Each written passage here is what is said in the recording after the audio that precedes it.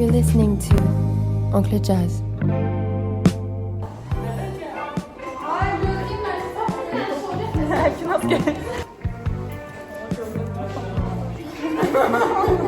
Listet açılandan bəri ikinci dəfədir pizza yeyirəm.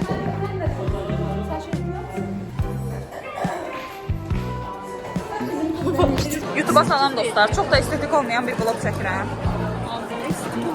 Bəli. Ama Aylin xanım videomuza geldi diye videomuz estetik oldu.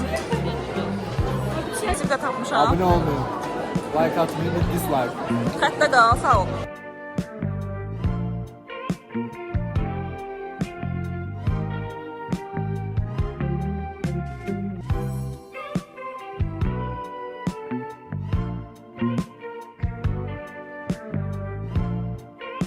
Mən imtahana nəsə bilir də. Bu rəngdən zatdan nəsə tutub yaza bilər. Köçüdən də tutdular bunu. Uşaqlar imtahandan 0 balla girir imtahana. Amma semnar ballarından 15 balı yığacağam. İnşallah.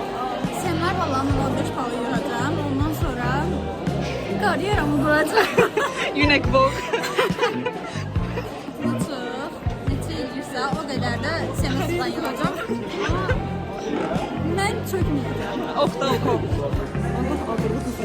Amin qardaşım.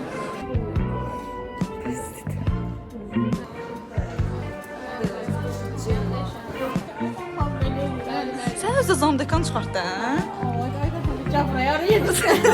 Protokol imzalamalısan.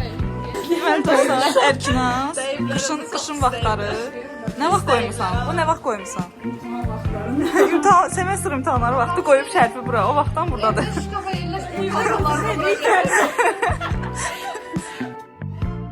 Son dostlar, getirik sevimli otağımıza. 234. Bəli.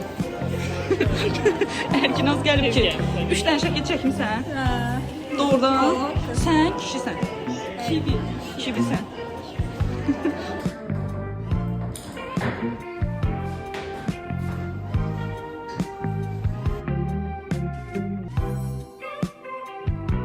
Deməli bugün başımıza nə gəldi?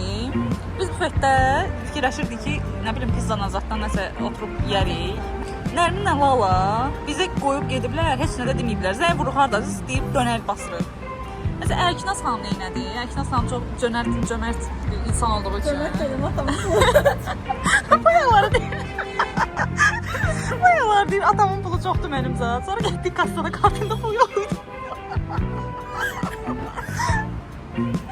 Heç nə. Gördünüz Lala ilə Nərmin xanım.